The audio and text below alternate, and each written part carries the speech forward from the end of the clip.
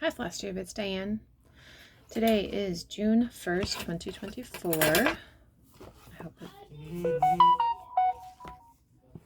I hope things are going well for you.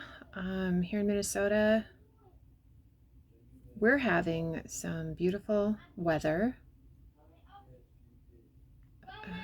Okay. Hopefully it won't get more. I ordered my groceries, and so now the shopper is picking the groceries, and my daughter works at the grocery store, so when she's done at work, she'll just put all the groceries in the truck or van. What does she have today? The van. And then it saves me money in the long run because I don't buy all those incidentals or, oh yeah, we need that, or, you know, I go get a lot of the extras in my cart. And the way groceries are now, oh my word, I buy less and less item numbers and pay more and more. Anyway, let's see. Trying to remember when my last video was. Was it the beginning of May? Good question. I should have checked this before. I am so sorry. April wrap up. Wow, I totally skipped May. That was unintentional. May 4th, my son graduated. It was rainy in the morning, but it's beautiful in the afternoon. My parents came and I had 12 of the kids here, plus my future daughter in marriage. And so it was a good time after the graduation. We had hamburgers and jalapeno poppers and just that kind of stuff. Then, trying to think, Mother's Day went well. It's beautiful weather on Mother's Day, I think. We have had such rainy weather this month, or in the month of May. Oh, I think it was raining on Mother's Day. Yeah, we just had rain. But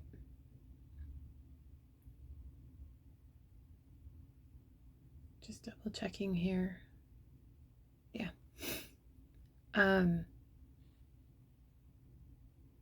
My husband's also been doing his shooting events, so that's where he's at this weekend. And June for him is going to be pretty busy with the shooting events and some travel for work and that kind of stuff. And then I'll be doing a shooting event too. I haven't done one of the events, so we'll see how that goes. But I'm going to pause here so I can answer this text. Hold on, please. Okay, got that handled. But I was staining. I'm still working on the bathroom now. The weather's actually cooperating. And I was staining some doors, and one of my sons came out and said, Mom, yeah, he fell and there's blood. And I'm like, what? And I come in, and not Mini Dot, but his older brother we have 7 steps, a landing, and then 7 steps. And he had missed the first step, and he hit the landing. We had replaced the flooring, so it had a little more give. It's the vinyl flooring rather than the old laminate that was there, because that wouldn't have had as much give. And he had split his eyebrow. And he didn't break his glasses, but when he got up, he was really dizzy and stuff, and apparently almost passed out before I even got in the house. And our garage is attached to the house. And so I'm like, yeah, we're going in, because he was pretty woozy. And we went into the ER, and they checked him over. He probably had a mild concussion, very mild. He wasn't nauseous. He was just dizzy, and it hurt right there. And he had to have 3 stitches. So yeah, that's how I spent my, I think it was 2 Fridays ago. That's how I spent my my afternoon. my allergies, everything's pollinating and cottonwoods are pollinating. That gets me every year. The cottonwoods, ugh, and they're all over around here. What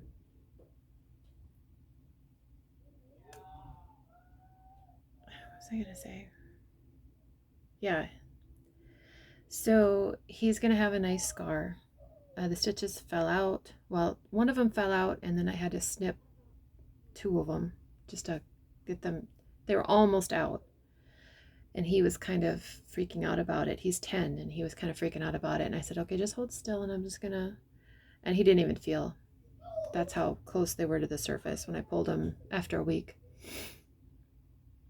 But when they had him, the doctor gave us the suturing stuff. So I have this new tweezer and these scissors with really sharp point. And then I have 2 of these clamps. Now, somebody in the past, this has a more needle nose, and this one's thicker. Somebody in the past has talked about using these in their stitching, but I don't remember why. I think they used one of these and the other one they didn't even use. But he said, yeah, they would just toss them otherwise. I'm like, well, I'll take them. So if you remember why you would use these, because they have some little teeth in there, and then you can lock them to be really, really tight. But I don't remember why. Somebody said that they had these from somebody getting stitches, and they used them in their stitching.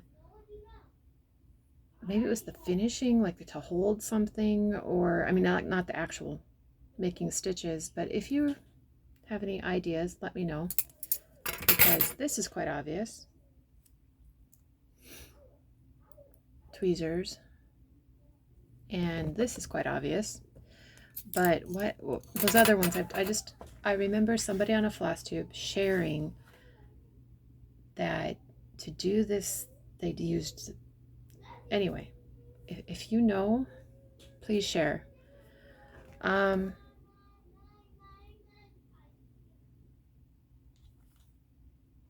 But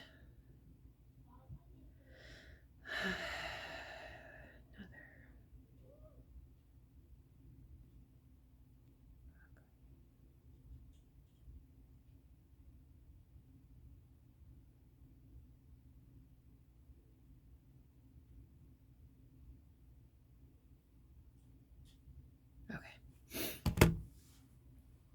It saves me time to go to the grocery store. And it does save me money, to be honest. But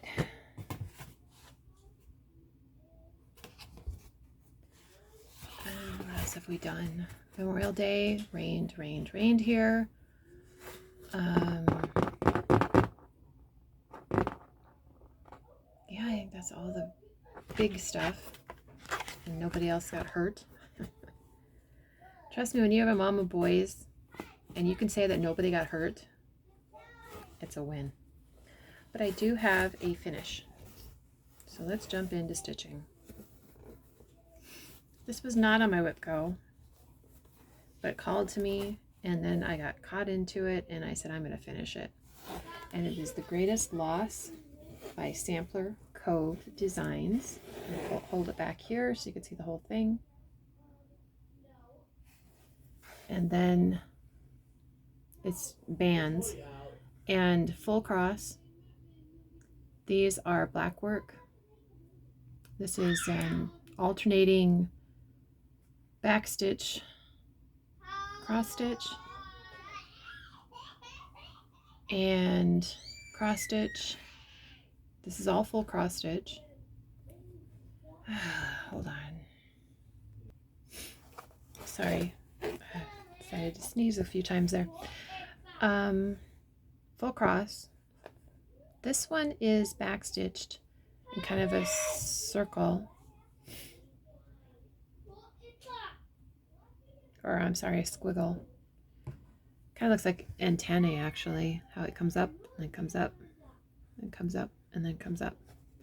Here you have the back stitch, but these are queen stitches here, with the center being a Rhodes stitch. I like Rhodes stitches. They give a lot of texture, but those queen stitches, those were no joke. They took me a little while. I'd never done queen stitches before. It took me a little while to figure them out. Full cross, the alternating one. Back or four-sided stitch on these flowers. These have eyelets, otherwise it's full cross. And then here, this one, it looks more complicated than it is. It's really very simple. It's just a lot because you do all these full crosses and then you go back and you outline any open work. And it's called an ACC band, full cross. This is mostly backstitching. Although this pattern, I really like this pattern. It looks familiar. I can't remember what it's called. Full cross, and then this one is where I was at last time I showed it. And then with the board up. I was to that point last time. We're just about there. So this dark green outside is all full cross. Inside the leaves are all eyelets. The center of these flowers, now the outside is full cross stitch. The inside, Smyrna. Gives more texture. Here, the outside is full cross. This fill-in eyelets. Oh no, I'm sorry. Eyelets and four-sided stitch.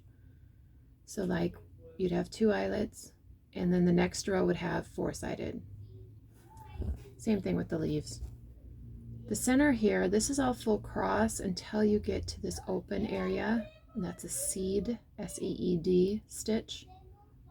And then the center is full cross on the outside, but the inner is all Smyrna to give more texture. And then up here, there's some more back stitching long stitches. It's involved, and then you have the back stitching here. It's definitely involved, but it's not hard. And if you didn't want to do all these Smyrnas, because I got kind of burned out on Smyrnas on a different piece years ago, you could do a full cross there, nobody would know. And if you didn't want to do the eyelets, those could be Smyrna crosses that'd be over 4 stitches. And these are only over 1 stitch. But it's pretty, it's really pretty when it's done. And I was thinking it would be cool. I've never made a drum, but it would be a really cool drum. I don't know how big it would be or anything like that. And then here, she had her name in the year, and her name is also Diane, the designer. I went back and forth because her last name is longer than mine. And I went back and forth, and so this is what I came up with. Just my full name and the year. And then I did have to move these guys just a little bit.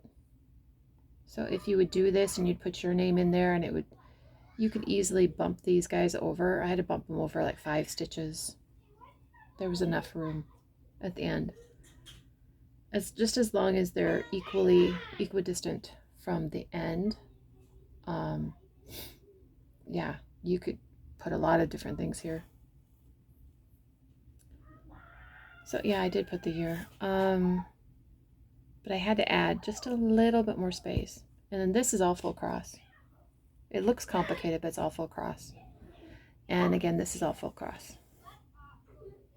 This uses AVAS swath silks, 1 strand over 2 threads on 40 count platinum. And it is Sampler Cove Designs. I purchased my pattern through Garibaldi's Needlework. They have an Etsy shop. I don't know if they have a separate web page. And it came all packaged really nicely. And it's a nice, I haven't measured it. I should measure it to see. It's going to need a special frame. But yeah, it turned out really nicely. Now, if you would do this, she also gives DMC alternatives, by the way. So you could easily, it'd be beautiful on DMC too. But the queen stitches, you would need to do this on an even weave or a linen to accommodate the queen stitches. Everything else I think could be done on Aida, but the queen stitches and the roads in the center. Again, everything else could be done on Aida. Even these eyelets could be done on Aida. These eyelets and the leaves too, because they're over 4 stitches instead of just over 1. So you wouldn't be like poking a hole through the Aida, if that makes any sense. And the amounts of silk that the back of the pattern tells you to purchase are accurate, with the exception of one of the greens. I didn't even get into the second skein with one of the greens. I think it was the D, as in Diane. Whatever green that one is. Because up here it's all the dark green, dark green, dark green. And then you start getting into the light green, and it's the lighter shade of green. It calls for 2 skeins. I didn't even use the second one. Everything else, if it called for more than 1 skein, I did get into the next skein. Because I think one of them called for 3 skeins, if I remember correctly. Maybe this dark gold. But if you're going to do this on like 28 count or 32, you might want to do 2 strands instead of just doubling what is there, what's called for there. The one color you would not need to double is this really, really light yellow, because literally here, here, and here, this light gold, that's the only place in the piece you use light gold. I use dark gold and medium gold all over, but that's the only place you use light gold. So no matter how many strands you would use, you'd only need 1 skein, whether it was DMC or the AVAS swath silk. But it's really beautiful, and I just got on a roll with it, and I said I'm going to finish it. And so it took me all the month of May. Some days I didn't stitch because life, and now I want to get that one framed. Of course, I have a whole wall over there I want to get framed. Her patterns are really nice to read, and her diagrams of her stitches are really nice. Sometimes when you're trying to tell somebody something and then you write it down, kind of loses translation, if you will. So but you've got a border and you can try it, particularly those queen stitches, because it took me several tries before all of a sudden light bulb went on. And I think I even looked on YouTube a tutorial, and I just literally looked at the picture, the thumbnail, and all of a sudden everything made sense. All the instructions made sense. So definitely use YouTube for specialty stitches. I don't think every single specialty stitch ever invented is on YouTube, but chances are a lot of them are. Queen stitches are. Smyrnas are. Smyrnas are not hard. Eyelets, depending on the type of eyelet, these are the Algerian eyelets, because you pull the center, so you want that opening. Some eyelets you don't want it open, or you want it pulled a different direction. But that one, there are definitely tutorials online. But it was a fun stitch, and so much so I'm going to show you the other pattern I have of hers. This is the other one I did of hers. It was in the Gift of Stitching magazine, but I also know it is available as an individual pattern on 123 Stitch. And it's this one. This uses Gloriana silk in red, blue, and gold. And this was so much fun to stitch. So much fun to stitch. And this one only has full crosses and back stitching. I don't think there might be an eyelet in here. Nothing comes off. These are not eyelet letters. They're not. They're full cross letters, and then they're outlined with back stitching. I don't see anything but full cross and back stitching on this guy. I did this in 2020. And this is beautiful. I love Gloriana silks. This is on 40 count antique white. Or I'm sorry, 36 count antique white. It's either called Dutch, double Dutch, or I know it is available as an individual pattern on 123 stitch. If you look up Sampler Cove Designs, she has some other beautiful ones. Her syringe, Judy, that one looks really cool. Double Dutch is what it is called on 123 stitch. Again, originally it was in the Gift of Stitching magazine. It was the cover of one of the issues. I want to say 2009. I could totally be wrong on that. So if you have the Gift of Stitching magazine, you already have that pattern. You don't have that one, but you have that one. But again, I love stitching with Gloriana, so I love that one. And AVAS wasn't too bad at all. But that's all I have stitching wise. If I do the Garan Stitchery Center Focus for June, it's the drawn thread, and I would do this one, Free and Brave. I picked this up in 2018, and I still haven't stitched it. I picked it up at the Tinsmith's Wife in Texas. And this calls for Gentle Art threads. I don't know if I'm going to use Gentle Art threads. I think it gives all DMC alternatives. But I might stitch it on this beautiful piece. This is called Oh My Moose, 32 count. So we'll see if I start this. I've had it kitted for a while, with the fabric for a while, not with the threads. So we'll see if I do that. On there right now, I have the teacups. I don't know. I'm just kind of going with what's calling to me. I did not start my memorial piece for my grandmother.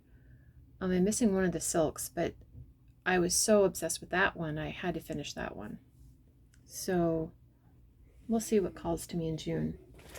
Quilting wise, when my mom was here, we went to the quilt shop and I picked up month 2 of this quilt. These beautiful batiks. I love batiks. And let's see. I don't know what the line is beyond batiks. The pattern is Switch-a-roo. And then they also had this one, which is called Prairie Flowers. And there's a panel that shows the map of Minnesota and then these complementary fabrics with it. I did not buy the pattern.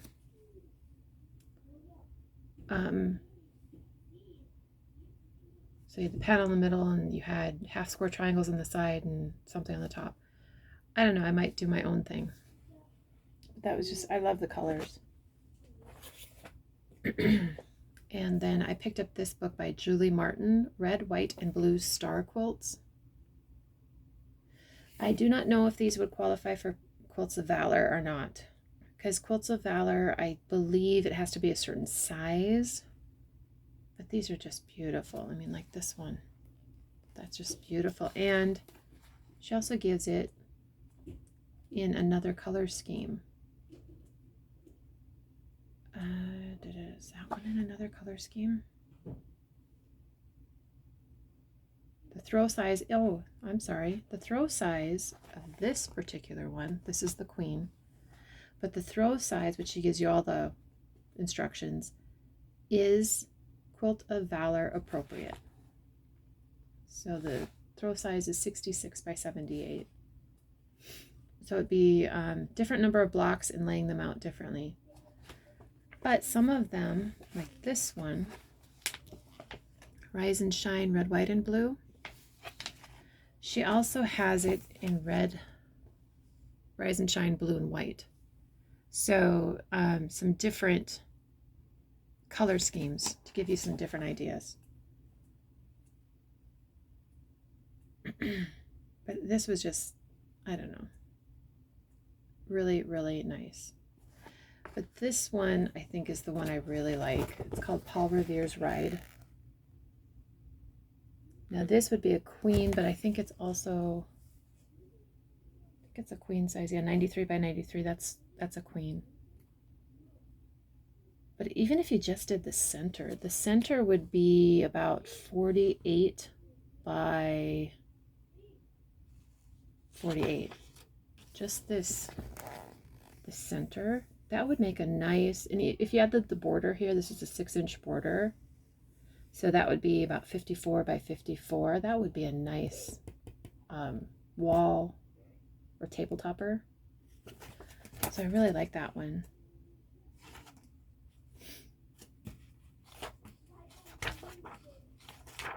And then this one's cute. And this is 65 by 84. So I don't know. Quilts of Valor, again, there's specific size. Let's see. The red, white, and blue version shown here is sized appropriately for Quilt of Valor. And then in blue and white,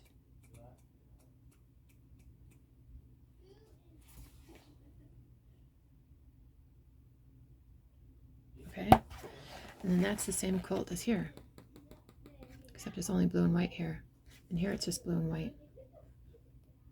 So some of them she shows that, give you an idea. And I've done another one of her quilts made for my husband called Minnesota. It's from the Extraordinary Log Cabin book, and I made that for my husband, although he never used it, so I do hang it on my wall throughout the year.